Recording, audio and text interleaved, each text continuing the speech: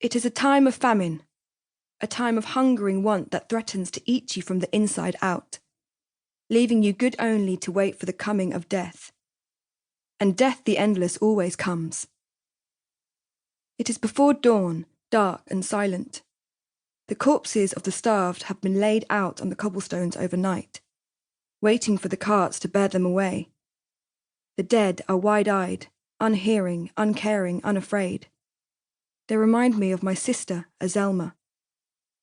Azelma, who never cries, cried for 2 whole days. She wouldn't eat or sleep.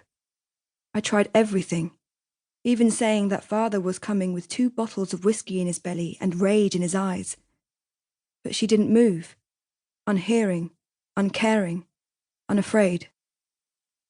She's finally stopped crying.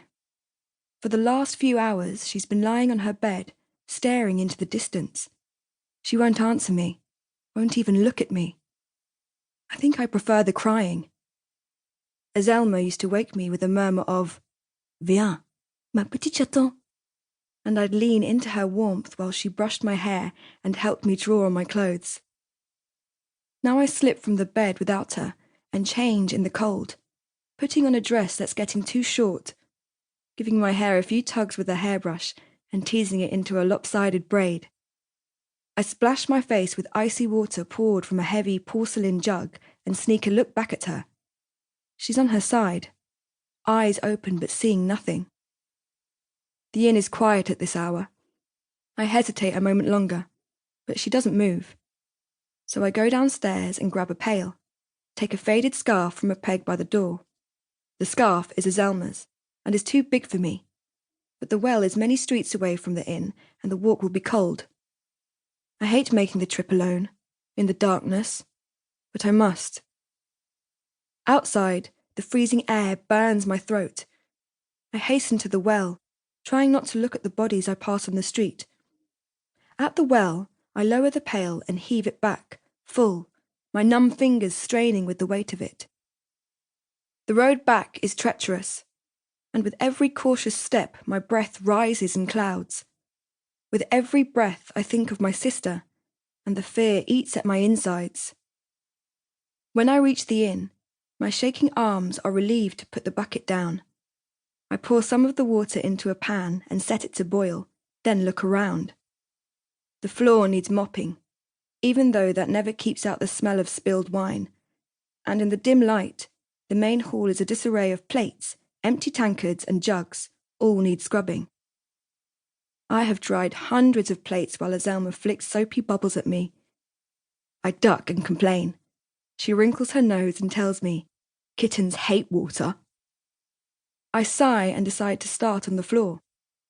The mop is heavy, and it makes my tired arms ache dreadfully, but I push it back and forth with vigour. Maybe if I can scrub away the stains, I can also scrub away the sick feeling growing in the pit of my stomach. My sister. My sister. Last night, father said nothing when Azelma didn't emerge from her room for the 3rd night in a row. It was as if he'd forgotten she existed. He hummed, drumming his fingers on the table cheerily. He even threw me a hunk of warm brioche, which was so unlike him that I couldn't bring myself to eat it. There's barely flour in the city for bread, let alone for brioche, so I don't know where he got it. My father is a thief. He's stolen many a shinier jewel or weightier gold purse than this scrap of dough. But what use are jewels or gold in a time of famine? My stomach growled low and heavy at the scent of the pastry, but fear was gnawing at my bones worse than hunger. So I brought the bread to Azelma, and now it sits, growing stale on a chipped plate beside her bed. My hands are red with cleaning, and there's a sheen of sweat on my brow, but still I shiver.